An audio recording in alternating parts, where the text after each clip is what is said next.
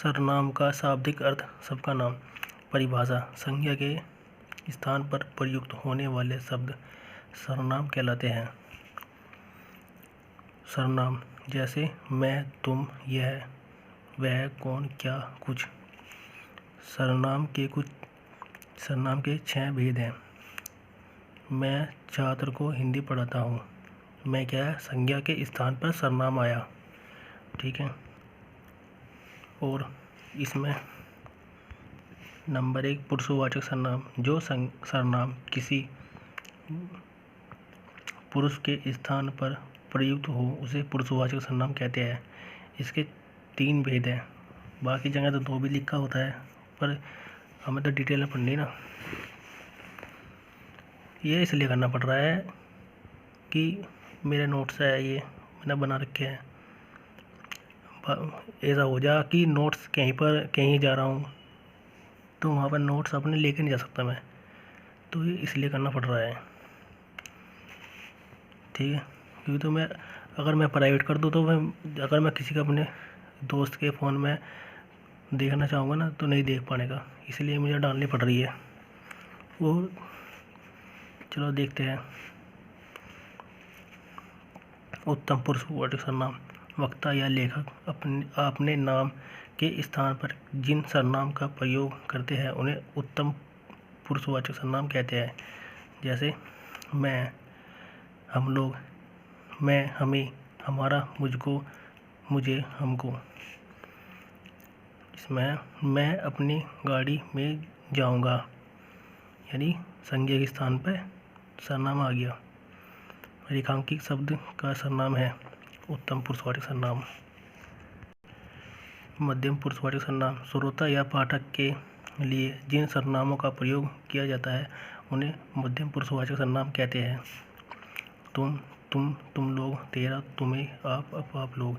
तुम पुस्तक पढ़ते हो, तुम वीडियो देखते हो, आप बीमार हो गए हो। अन्य पुरुषवाचक सर्वनाम। सी, यानी पुरुषवाचक सर्वनाम का ही भेद है। वक्ता, लेखक, श्रोता, पाठक के अतिरिक्त अन्य व्यक्ति के लिए जिन सर्वनामों का प्रयोग किया जाता है उन्हें अन्य पुरुषवाचक सर्वनाम कहते हैं। जैसे यह, वह, ये, वे, उसे, वे लोग, उन लोग, वह पुस्तक पढ़ता है। एग्जाम्पल तो मैं अपने आप याद आ जाते हैं, पर क्या नाम जो डेफिनेशन है ये महत्वपूर्ण है। ना यहाँ पर श्रोता हुआ, ना पाठक हुआ, ना वक्ता हुआ, ना लेखक हुआ। इन सब को छोड़कर किसी तीसरे व्यक्ति के लिए जिन सर्वनाम का प्रयोग किया जाता है वह होता है अन्य पुरुषवाचक सर्वनाम। यह सब खाली स्थान जो छोड़ रखा है यह अपने कोई भी एग्जाम्पल है उसको डालने के लिए यहाँ पर मैंने किया है। निश्चयवाचक सर्वनाम। इसे संकेतवाचक सर्वनाम भी कहते हैं। किसी निश्चित व्यक्ति, वस्तु, घटना या कर्म के लिए जिन सर्वनामों का प्रयोग किया जाता है उन्हें निश्चयवाचक सर्वनाम कहते हैं। जैसे यह, वह, ये, वे, उस, इस, इन्हें, इनका। निश्चयवाचक सर्वनाम में किसी वस्तु या किसी घटने की या होने की निश्चितता का बोध होता है, निश्चयवाचक सर्वनाम कहते हैं। 3 प्रयोग इस तरह के। निकटवर्ती अर्थ, यानी मैं कुछ खिलौने लाया हूँ, इन्हें तुम रख लो, यह मेरा घर है। इसमें निश्चितता की बोध हो रही है। इसके मोस्ट इम्पोर्टेंट तो यह है, इन्हें संकेतवाचक सर्वनाम भी कहते हैं। इसलिए कहा जाता है कि इसमें इशारा करके अन्य संकेत करके वस्तु के होने की, घटना के होने की निश्चितता का बोध कराता है, इन्हें संकेतवाचक सर्वनाम कहते हैं। सामने जो बड़ा महल है दिखाई दे रहा है ये मेरा है। दूरवर्ती दूरवर्ती के लिए यह अर्थ है। यह क्या होता है, वस्तु, व्यक्ति, घटना, कर्म जो भी है निकट में नहीं है, पास में नहीं है, यह दूर में है। तुम्हारी किताब वह है, दूर होगी थोड़ी सी। सोनू का घर वह है, दूर हो गया। राजेश की कहानी छोड़ो, उसकी कहानी सब जानते हैं। इसमें वह, ये, वे, यह, उन्हें। फिर सी नंबर है, कथन के स्थान पर यह का प्रयोग। भारत एक कृषि प्रधान देश है। यह आ गया, सब जानते हैं। यह का एक कथन है। उस कथन के बदले जिन सर्वनाम का प्रयोग हुआ निश्चयवाचक सर्वनाम कहते हैं। मैं यह चाहता हूँ कि आप जीवित भर कामयाब हो। कथन के स्थान पर यह का प्रयोग किया जाता है, वह निश्चयवाचक सर्वनाम कहते हैं। अनिश्चयवाचक सर्वनाम किसी निश्चित वस्तु या व्यक्ति, घटना या कर्म के लिए जिन सर्वनाम का प्रयोग किया जाता है उन्हें अनिश्चय सर्वनाम कहते हैं। यह निश्चित या विलोमार्थी अनिश्चयता या निश्चय का विलोमार्थी है। अनिश्चयवाचक प्रयोग स्थल है पर्यायवाचक के लिए। कोई, किसी, कोई आ रहा है, पता नहीं कोई आ रहा है। प्राणीवाचक के लिए कोई, किसी, कोई आ रहा है, ये पता नहीं कोई आ रहा है, किसी का इंतजार है। अप्राणी के लिए है कुछ, दूध में कुछ पड़ गया है। दूध में कुछ पड़ गया है यानी मक्खी, तिनका, कीड़ा मकोड़ा, जो कुछ तुच्छ वस्तु है, इनके लिए कुछ का प्रयोग कहते हैं। मतलब कुछ का प्रयोग होगा इसमें, तो कुछ का प्रयोग होगा। यानी दूध में कुछ पड़ा है तो अनिश्चयवाचक सर्वनाम है, कुछ पड़ा है। यो अप्राणी में है। इसमें मोस्ट इम्पोर्टेंट इतना मतलब है नहीं है। ये तो बस यह है कि अपने करने के लिए रास्ते में कुछ खा लेना। रास्ते में कुछ खाने, माँ बेटे को कुछ पैसे देकर भेजती है, बेटा रास्ते में कुछ खा लेना। समोसा, जलेबी, गोलगप्पे, यह सब संज्ञा है। कुछ खा लेना संज्ञा के स्थान पर आ गया ना। जो इसके बदले में जिस सर्वनाम का प्रयोग किया जाता है, कुछ या कुछ अनिश्चय रहता है। शायद कमरे में कोई छिपा नहीं है। इस वाक्य में कोई शब्द अनिश्चयवाचक सर्वनाम है। प्रश्नवाचक सर्वनाम जिन सर्वनामों में किसी व्यक्ति, वस्तु या घटना के बारे में प्रश्न का बोध हो उसे प्रश्नवाचक सर्वनाम कहते हैं। प्रयोग स्थल है प्राणीवाचक संज्ञाओं के लिए। कौन, किसे, किससे, किन्हें। देखो कौन आया है, दरवाजे पर दस्तक हो रही है, खटखट की आवाज़ हो रही है। पिता ने अपने पुत्र को कहता है, देखो कौन आया है। बिना चीनी का चाय किसे चाहिए। किसे चाहिए जिसका जवाब संज्ञा है, वही प्रश्नवाचक सर्वनाम होता है। किन्हें पढ़ना जाना है, अगर जिसका जवाब संज्ञा आता है तो वो ही प्रश्नवाचक सर्वनाम है।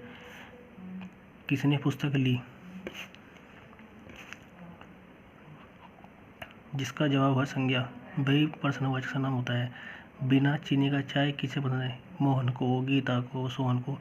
यह किसे पसंद है, यह सब संज्ञा है। संज्ञा के बदले आया है किसे चाहिए, यानी ये तीनों है, ये इसके बदले आए हैं। अप्राणी संख्याओं के लिए, यह अप्राणी संज्ञाओं के लिए है। क्या, आप क्या पीना पसंद करोगे। क्या पीना पसंद करोगे, चाय, कॉफ़ी, पानी, दूध, यह सब संज्ञा है। यह पर क्या सर्वनाम है। तुम्हें क्या चाहिए, क्या चाहिए, पुस्तक, खिलौना, कलम, यह सब संज्ञा है। संज्ञा के स्थान पर क्या सर्वनाम है। यहाँ कई कमरे हैं, आप कौन सा पसंद करोगे। प्रश्नवाचक सर्वनाम में बहुत दिक्कत आती है। वे सोचते हैं जिन्हें प्रश्नसूचक शब्द है, कोई, क्या, कौन, कब, कैसे या तभी सब सर्वनाम होते हैं। देखकर समझते हैं कि प्रश्नवाचक सर्वनाम, जबकि यह गलत है। सारे प्रश्नसूचक शब्द, सारे प्रश्न शब्द सर्वनाम नहीं होगा। जिसका जवाब केवल संज्ञा होगा, वही प्रश्नवाचक सर्वनाम होता है। तुम कब आए, यह अवयव है। तुम कब आए, यह क्रिया विशेषण अवयव। जिसका जवाब केवल संज्ञा होगा, वही प्रश्नवाचक सर्वनाम होगा। संबंध सर्वनाम, संबंधवाचक सर्वनाम। मिश्र वाक्य की रचना में जिन सर्वनामों का प्रयोग किया जाता है उन्हें संबंधवाचक सर्वनाम कहते हैं। मिश्र वाक्य में एक या एक से अधिक आश्रित उपवाक होता है, उन्हें एक प्रधान उपवाक होता है तो उन्हें मिश्र वाक्य कहते हैं। दूसरी परिभाषा, जो भिन्नताओं ये मोस्ट, दो भिन्नताओं को जोड़ने वाला जो सर्वनाम का प्रयोग किया जाता है संबंधवाचक सर्वनाम कहते हैं। जैसे जो मोहन करेगा वो सफल होगा, गलत हो गया। जो मेहनत करेगा वह सफल होगा। आश्रित उपवाक्य, प्रधान उपवाक्य, दो भिन्न बातों, इसमें दो भिन्न बातें हैं। जो शब्द वाक्य के योजक की भांति काम आता है वाक्य को जोड़ने के लिए, जैसे जैसी करनी वैसी बननी। दो भिन्न वाक्यों को जोड़ने वाला, जैसी, जिसने बच्चों को बचाया उसे इनाम मिलेगा। जिससे मैं देखता हूँ वही व्यस्त है, यानी संबंध की बात हो रही है इनमें। दो भिन्न बातों को जोड़ने वाला जो योजक चिन्ह होता है वही संबंधवाचक सर्वनाम कहलाता है। उसे क्या पता जिसे कभी कोई कष्ट ना हो। निजवाचक सर्वनाम, जो सर्वनाम निज अथवा स्वयं के लिए प्रयुक्त होता है उसे निजवाचक सर्वनाम कहते हैं। जैसे मैं अपना काम स्वयं करूँगा, मैं अपना काम आप करूँगा, मैं आप आ जाऊँगा, चिंता ना करें, हम खुद इधर आ गए, यह स्वतः समझ जाएगा। मतलब खुद की निजवाचक सर्वनाम है, यानी खुद मतलब निज अपने निजी निजवाचक सर्वनाम है ये। यह दीवार के मैं अपने आप ही गिरा दूंगा, यह दीवार मैं अपने आप ही गिरा दूंगा। MCQ है, वह पुस्तक पढ़ता है, यह अन्य पुरुषवाचक सर्वनाम। वह मेरा घर है, मतलब निश्चित की बात हो रही है इसमें, निश्चयवाचक सर्वनाम। आप इधर आइए, मतलब आप इधर आइए, मध्यम पुरुषवाचक सर्वनाम। दो व्यक्तियों के बीच में बात चल रही है, आप इधर आइए। मैं आप पढ़ लूँगा, निजवाचक सर्वनाम। यह तेज दौड़ता है, यानी दूर की बात हुई, अन्य पुरुषवाचक सर्वनाम। यह तुम्हारी कलम है, निजवाचक सर्वनाम। संकेतवाचक सर्वनाम।